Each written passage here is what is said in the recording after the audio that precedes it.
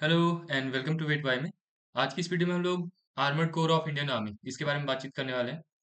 ये जो सिंबल आपको दिख रहा है, ये है रेजिमेंटल क्रेस्ट इनका। इनका पूरी कोर का एक सिंगल मोटो नहीं है।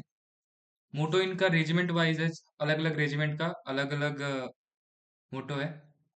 हिस्ट्री की बात कर लें तो आर्मर्ड रेजिमेंट जितनी भी है ना, वो सब की सब कैवेलरी रेजिमेंट थी शुरुआत में। कैवेलरी यानी कि जो घोड़े पे सवार होकर के सोल्जर्स चलते थे, उनको कैवेलरी बोलते हैं। 1776 में फर्स्ट कैवलरी रेजिमेंट बनती है। 1860 में स्किनर्स हॉर्स ये रेजिमेंट बनती है। वर्ल्ड वॉर वन और वर्ल्ड वॉर टू में इंडियन आर्मर्ड रेजिमेंट्स खूब पार्टिसिपेट करते हैं। वर्ल्ड वॉर वन में कैवलरी रेजिमेंट के तौर पे यहाँ पर पार्टिसिपेट करते हैं, जबकि वर्ल्ड वॉर टू में इनके पास टैंक्स आ गए थे। इंडिपेंडेंस के बाद में इन्होंने भी अपना रोल निभाया था यहाँ पर प्रिंसली स्टेट फोर्सेस के इंटीग्रेशन में और मॉडर्नाइजेशन में भी।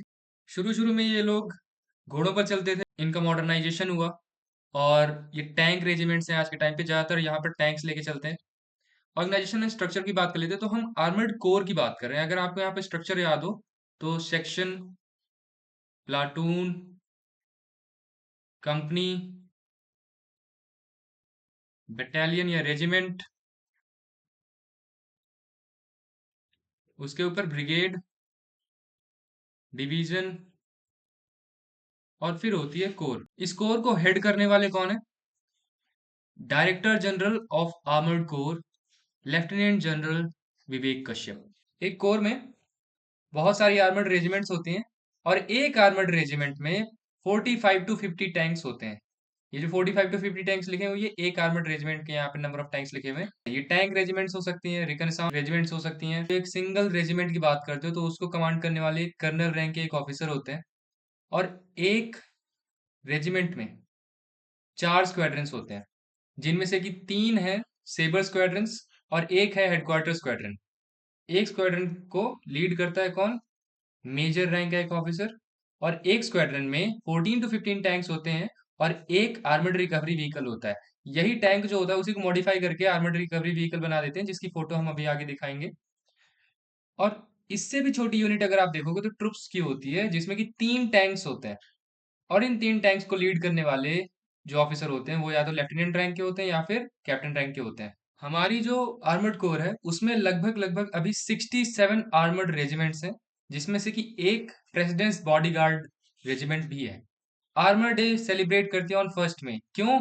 क्योंकि 1938 में सिंधे हॉर्स नाम से जो रेजिमेंट थी, वो पहली ऐसी रेजिमेंट बनी थी जो कि हॉर्सेस को छोड़ करके अब वो टैंक्स में मूव कर चुके थे।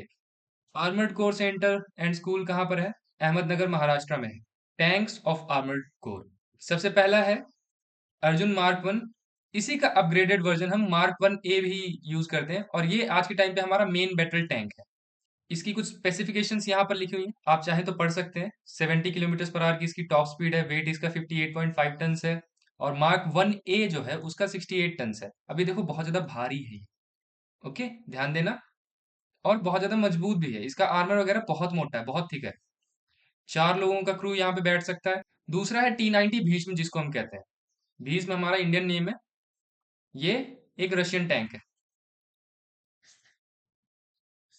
Speed 60 kilometre per hour, weight है 46 टन, क्रू 3 मेंबर्स। अभी जो अपर पार्ट आप देख रहे हो, इसको हम कहते हैं टरेट। टरेट में ये मशीन गन दिख रही है आपको, एक कैनन दिख रही है। और नीचे जो पार्ट है ये पूरा, जहाँ बेल्ट वगैरह आपको दिख रही है, ट्रैक दिख रहा है, ये हल कहलाता है। T-72 ये भी एक रशियन टैंक है। इसका वेट आमतौर पे 40 to 45 टन होता है। और ज्यादा स्पेसिफिकेशन जानना चाहते हैं तो ये यहाँ पर लिखी हुई है। T-72 जिसको हम इंडियन नेम अजेय भी बोलते हैं। अजेय मतलब कि अनडिफीटेड। ये है जोरावर लाइट टैंक। ये अंडर ट्रायल है। बाकी सारे टैंक्स आपने देखे तो लगभग लगभग 50 टन के आसपास हैं, जो कि बहुत ज्यादा वजन वाले हैं। अगर इनको लद्दाख जैसी यहाँ पर टोपोग्राफी में लेके जाएंगे, वहां पर बहुत मुश्किल होती है उनको चलाने में। की फीचर्स क्या है? लाइट वेट है। इसको डीआरडीओ डेवलप कर रहा है, हम आगे इसे एक्सपोर्ट भी कर पाए। ये रहा एक आर्मर्ड रिकवरी व्हीकल। यही जो हमारे टैंक्स थे ना, इन्हीं को थोड़ा सा मॉडिफाई करके आर्मर्ड रिकवरी व्हीकल्स बना लिया जाता है। टैंक अगर खराब हो गया तो उसकी रिकवरी करना या फिर उसकी रिपेयर करना इसी से होता है, आर्मर्ड रिकवरी व्हीकल से। ये है T-55। जब आप एसएसबी प्रयागराज जाओगे या भोपाल जाओगे तो वहां पर ये टैंक रखे हुए हैं, लेकिन ये वाला जो टैंक है ना, ये अब इंडियन आर्मी यूज नहीं करती है, ये रिटायर हो चुके हैं। हमारे पास सिर्फ तीन ही टैंक्स हैं। एक तो अर्जुन है, T-90 है, T-72 है। जोरावर भी जल्दी यहाँ पर इंडक्ट किया जाएगा, ट्रायल चल रहे हैं। Regiments of the armoured course, 67 regiments है कुल मिलाकर के आर्मर्ड कोर में, जिसमें कि ये सबसे अलग है। प्रेसिडेंट्स बॉडीगार्ड, ये प्रेसिडेंट की सिक्योरिटी के लिए है, पूरे कैवलरी रेजिमेंट है ये डिफरेंट डिफरेंट रेजिमेंट्स हैं। आप अपनी फेवरेट रेजिमेंट के बारे में यहाँ पर डिटेल्स ले सकते हैं, स्क्रीनशॉट ले लेना या फिर पॉज करके देख लेना। ये रही दूसरी, टोटल नंबर में 67 ही है।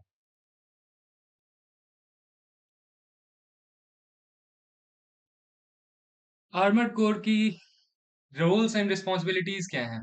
कॉम्बैट ऑपरेशंस, इन्फेंट्री को सपोर्ट करने के लिए, या फिर डायरेक्टली खुद ही टैंक वर्सेस टैंक या कोई बहुत बड़ा एक इस्टेब्लिशमेंट है उसको खत्म करने के लिए टैंक्स यूज किए जाते हैं। इन्फॉर्मेशन गैदर करने के लिए भी यहाँ पर इनको यूज किया जाता है। Peace keeping and humanitarian missions में भी इनको यूज किया जाता है। सेरेमोनियल ड्यूटीज में तो आपने देखा ही होगा 26 जनवरी को और 15 अगस्त को। Notable operations and battles, Indo Pakistan war of 1965, इसको कौन भूल सकता है? बैटल ऑफ असल उत्तर, जब इंडिया के पास बहुत ज्यादा एडवांस टैंक्स नहीं थे और पाकिस्तान ने नए नए पैटर्न टैंक्स खरीदे थे अमेरिका से, ऐसी तैसी करी थी इनकी। आज भी यहाँ पर पैटर्न ग्रेवयार्ड नाम से खेमगढ़ के पास पंजाब में बना हुआ है।